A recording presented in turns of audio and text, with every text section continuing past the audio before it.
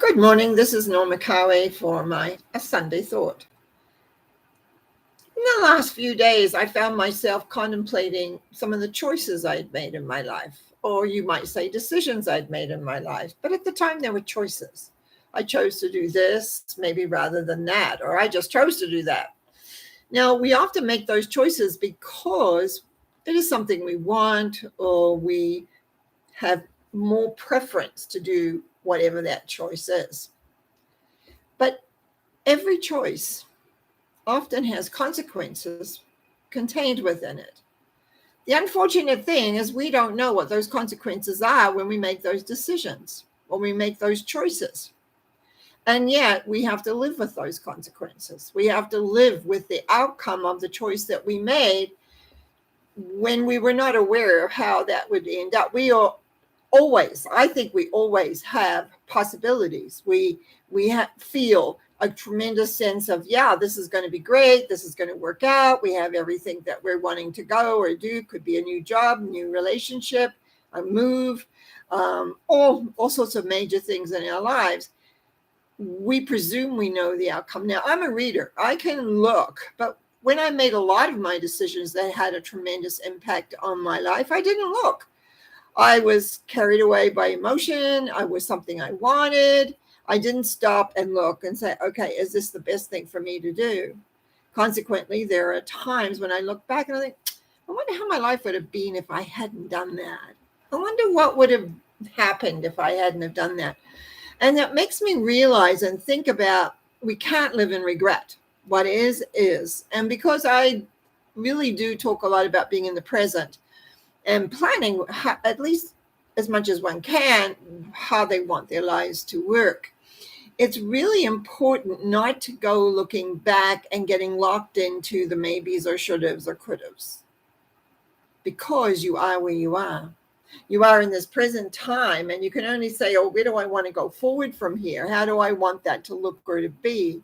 How do I want it to shape out? And sometimes, and I have talked a lot about acceptance, either on my Wednesday talk or here.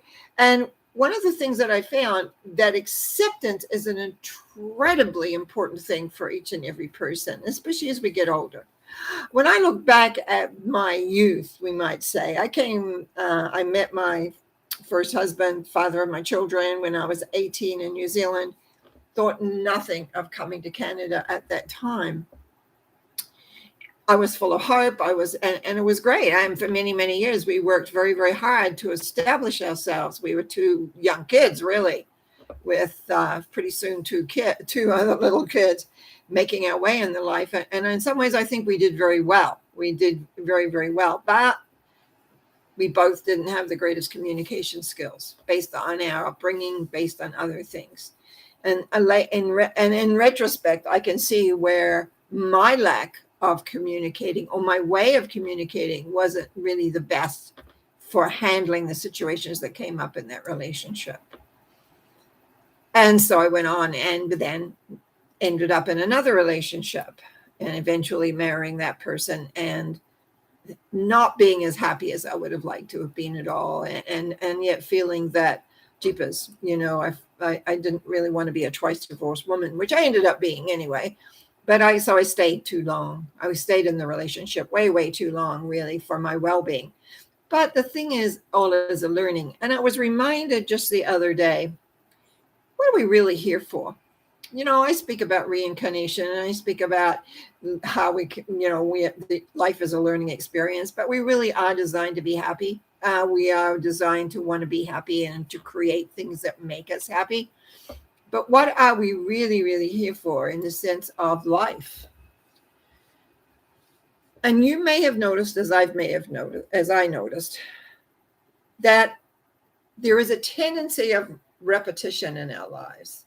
We tend to recreate scenarios, or we recreate situations which bring up similar feelings, similar emotion. So how come that happens? How come we keep on either recreating a situation which elicits the same emotions? Now, there's a number of reasons for that. One is, I believe, is that we create all this when we're very young, And we just keep on recreating it until we finally figure out that's not the answer.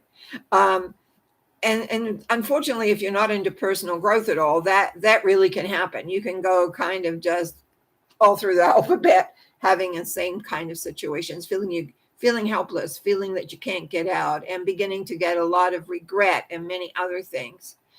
And the key is there's so much available today where you can learn how to transform yourselves, how to get yourself back on track, how to be. Now, I know a few weeks ago, I talked about how my knee gave away and I couldn't hardly walk, never mind drive.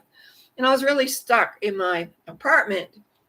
Thank goodness I have wonderful friends and a massage therapist who came and massaged my leg several times over a few weeks to get it, so get the muscles back in line so I could walk at least, and then drive.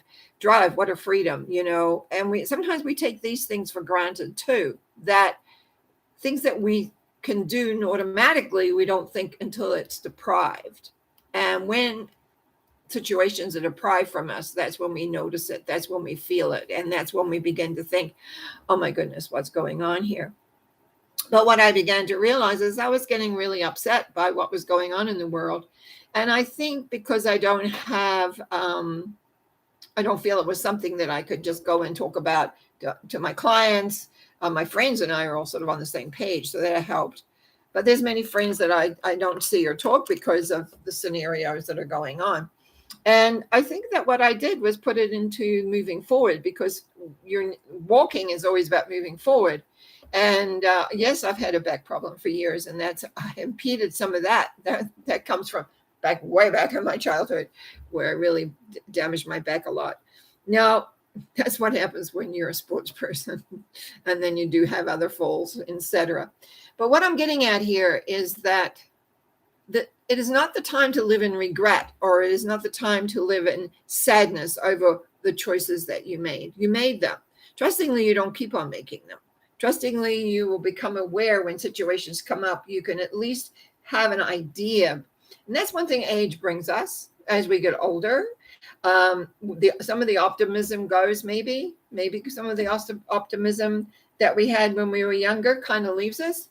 But on the whole, it's about creating a world where you do feel happy, where you are able to move in the direction that you want to go into, that you are able to go forward, because that's what life is. And so, yes, we've made choices. And yes, choices have consequences. And very often we forget that. Every choice has a consequence. It could be a plus, it could be a minus, it could be in the middle. But you know what? It's your life. It's your creation. And how you've handled it, how you've dealt with it, it can be changed. It doesn't mean you're ever stuck in a hole that you've created for yourself. I put myself in a hole at one time. I got myself back out. And that's when the real miracles happened and made me really believe 100% in that miracles occur. Because I was not in a good state, emotionally, mentally, or anything else. And all of a sudden, my life opened up, which has led to a large part of me to being who I am today. So I just want you to understand that there's always hope, yes, but you are the vehicle. You are your light. You are the one that shows the way, and you're the one that can say, enough of this, let me find another way. And I firmly believe in my heart that if you decide that, another way will be shown for you, another way of thinking, another way of being, and another way of moving everywhere. So that's my Sunday thought. No looking back. And if you do, just accept. No regrets. It's done. Let's move forward into the future with life, love, and a sense of well-being that you are loved totally. Have a great week.